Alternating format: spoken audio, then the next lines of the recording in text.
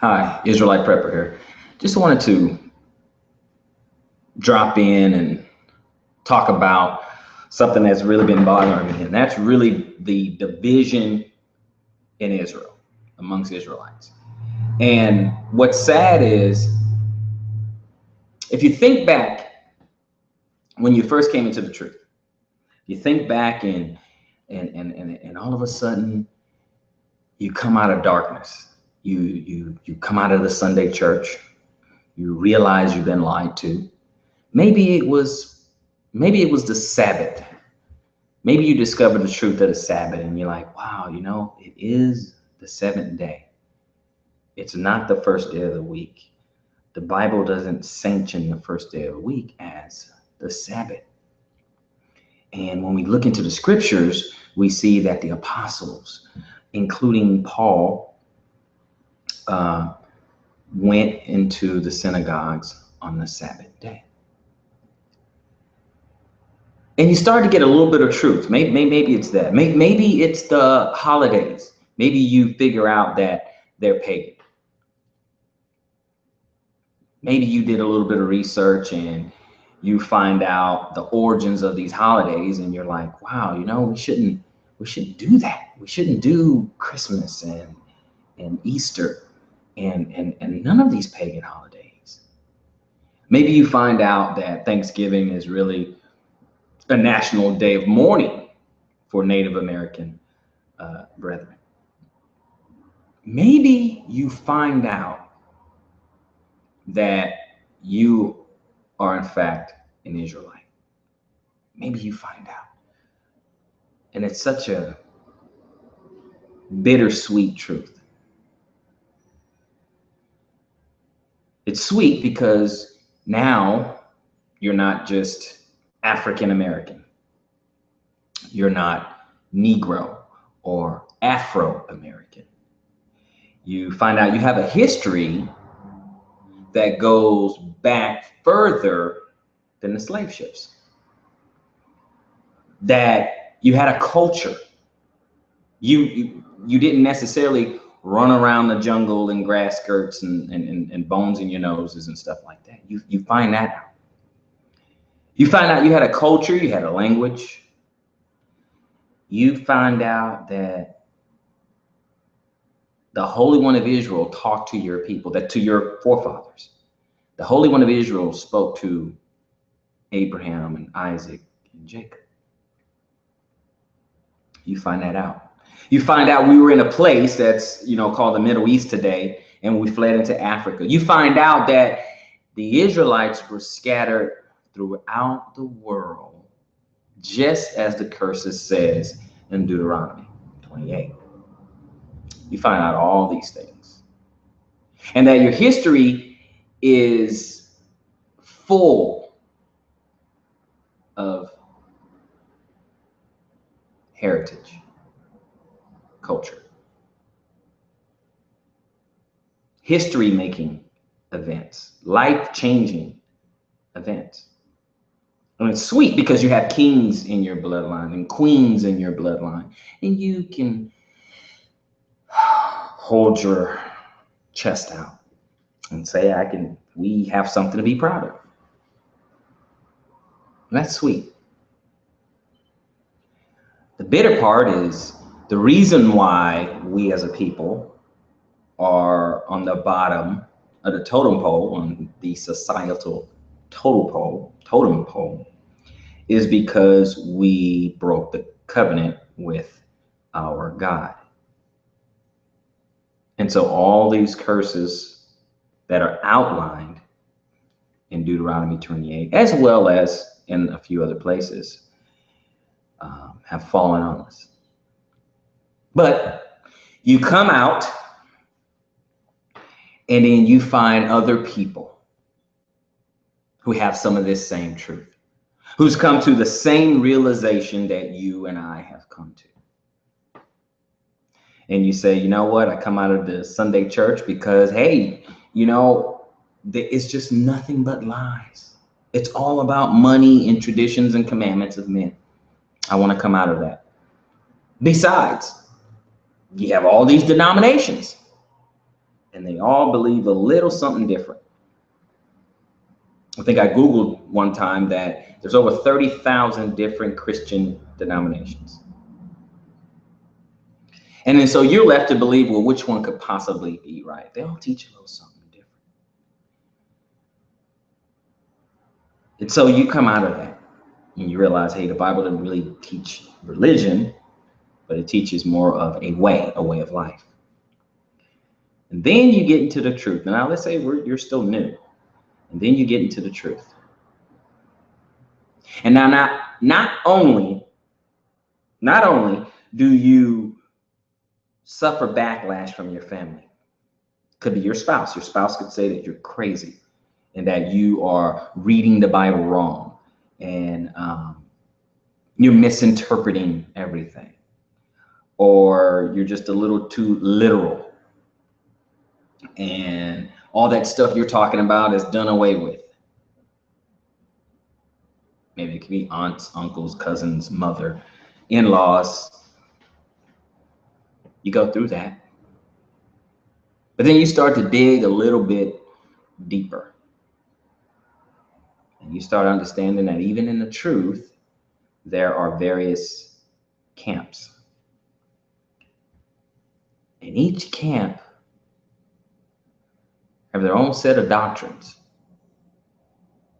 And that's the part that I really want to focus on. Each camp have their own set of doctrines. And you know what's strange is that even being in the truth, it's no different than modern day Christianity. It's no different. Because each camp, it's a little something different. What happens? Well, they say, well, look, you know, Jesus, that's a pagan name. You can't use that name. There was no J in the Hebrew. J is only 400 years old or came about in the 15th century.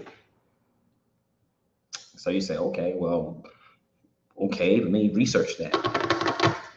Oh, yeah, J is fairly new. So they couldn't have said, you know, Jesus back then. And so you get off Jesus. Then they give you a name. Which one is it? Is it Ahia? Is it Yahushai? Is it Yeshua? Yehoshua? Yahweh? That's not good. And then they say, oh no, brother, you got to go to the Paleo Hebrew. You left modern Christianity. You left lies and confusion only to inherit truth and confusion. Then you say, well, brother, you don't have your tzitzits, or where's your beard, brother? Or women need to have their head covered. But then you have some camps where some women, they'll jump on videos and stuff and they teach that you don't really have to have your head covered. That's different. You don't have to do that. So you got to understand what was going on. It's just frustrating to come into the truth. It's frustrating to have those who have some knowledge and they bicker back and forth online, post a video, go back and forth in groups on Facebook. And then you have these bystanders who are babes in the word, who are babes in the truth. And they are just as confused as they were in the Sunday church. We do the law, statutes, and commandments. Oh, we got to get back in the covenant with God. Oh, let's observe the holy days. Well, we don't really have to do the holy days like that because, you know, we're not in our land. Oh, well, okay, yeah, we should do the holy days, but we need to use the Enoch calendar. More confusion. There's names, different calendars. We're in the land, we're not in the land. You need to have a beard. You don't. Cover your head. Don't cover your head. I haven't heard a lot of disagreement on the dietary law, but I'm sure it's probably out there. They argue, this camp may say, okay, polygyny, multiple wives is okay. Another camp may say, no, it's not. More and more and more confusion. So really, this it's really an indictment on us for not doing a better job, because it's the very reason why we can never come together as a people. Nothing but confusion. We look at the other nations. They can at least agree on something. They can come together on something. They will pull together on something. But us, but Israel. Unfortunately, our history is replete with division. And that's what saddens me. Can we ever come together again and have a Black Wall Street? I don't know. And become a true economic power? I don't know. Can we build a community where, like they did in the first couple of chapters in Acts, where they had all things in common? You know what kind of spirit, what kind of attitude that it would take for people to actually have to work together and become a community and have all things in common and actually want the betterment as a whole, and not just individual selfish gain. Are we community minded? Are we tribal minded? Or do we have radical individualism? That's what's scary. That's what's scary. While other nations can come together and agree on at least enough to get something done, we still have to argue over doctrine. We have to name call. We have to rebuke. Hey, open rebuke. We have to rebuke. But we can't simply put together a short list of things that we can agree upon and then build together. Why is that? Why is there still so much confusion and division in the Israelite community as a nation? And radical individualism. Why is that? My next question is, are there any solutions? What can we do about that? What has to change? Or will anything change before the Messiah comes? I'm interested in hear your thoughts. Till next time, shalom.